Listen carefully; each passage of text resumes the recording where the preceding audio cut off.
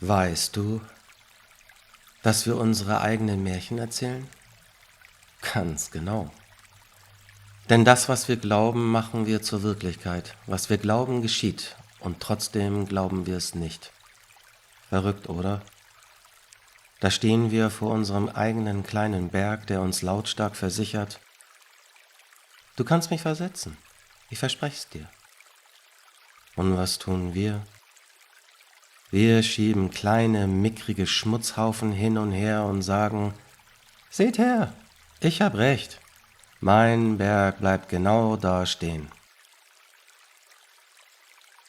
Denn wenn wir eines wollen, dann ist es Recht haben. Ja, und mit jedem Recht, das wir verteidigen, zimmern wir fleißig eine neue Latte an unseren Zaun. Erinnert euch an das üble Sprichwort: Jemand habe nicht alle Latten am Zaun. Doch was, wenn dieses Fehlen von Latten zeigt, dass dieser Mensch die Welt offener und bewusster wahrnimmt? Vielleicht sind es gerade die Zurechtgerückten, die an ihren Begrenzungen festhalten und ihn als verrückt bezeichnen. Die Latten, meine Lieben, die sind uns heilig. Mein Zaun ist besser als deiner und meine Latten, die sind absolut unverhandelbar.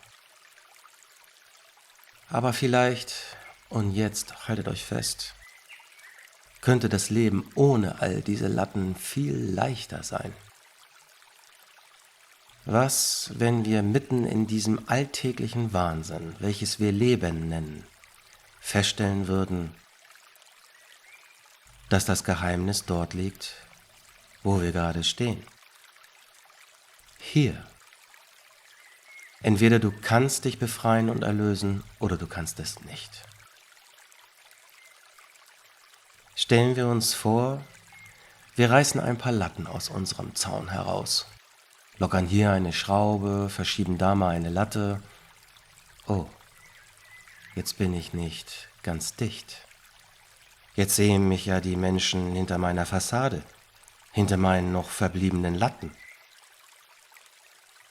Die Welt könnte so viel weiter, freier sein. Wir könnten sogar über den Rand des eigenen Zauns hinausblicken und merken, es gibt eine Welt ohne Latten. Was, wenn ich mir erlaube zu glauben, dass auch Unglaubliches möglich ist? Erinnern wir uns an das Beispiel von Alice im Wunderland. Wir kennen die Geschichte, aber es gibt auch das andere Buch, Alice hinter den Spiegeln. Dort gibt es diese herrliche Szene, in der Alice zur weisen Königin sagt: Aber das ist doch unmöglich, unglaublich. Und die Königin antwortet ganz gelassen: Mein Kind, das muss man üben. Als ich in deinem Alter war, schaffte ich es manchmal noch vor dem Frühstück, an 6 unglaubliche Dinge zu glauben. Können wir das? Sehen wir uns selbst einmal an und fragen: Was passiert, wenn wir die Welt ohne unsere festgefahrenen Latten sehen könnten? Unsere Überzeugungen sind wie Latten am Zaun, nicht wahr? Stabile, unsichtbare Mauern um uns herum. Und wie Alice könnten wir morgens beim Frühstück uns sagen: Heute glaube ich mal an 6 unmögliche Dinge. Warum nicht? Wie oft halten wir uns fest an dem, was uns die Welt sagen will? Das ist verrückt. Das kannst du nicht glauben. Ja und? Ich glaube es trotzdem. Denn unsere tief verankerten Glaubenssätze und Meinungen, die so stark sind wie Latten am Zaun, erlauben uns keinen neuen Blick. Sie machen uns blind für die Wunder jenseits unserer Zäune. Was, wenn wir wie Alice diesen Weg gehen?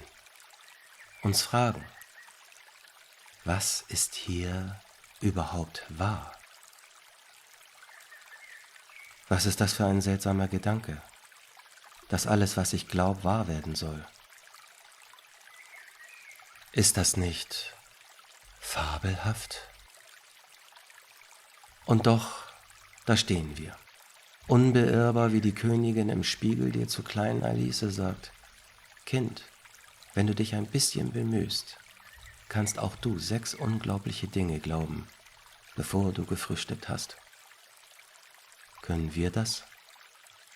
Lassen wir die Latten fallen. Sehen wir, was sich öffnet. Ob wir die Welt mit neuen Augen sehen können, einer Welt, in der wir tatsächlich das tun, was uns unmöglich erscheint,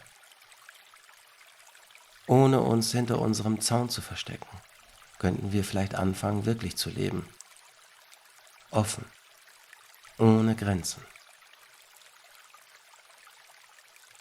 Denn am Ende ist der größte Wahnsinn doch vielleicht das normale Leben, in dem wir an jedem verdammten Tag glauben, wir hätten wirklich alle Latten am Zaun.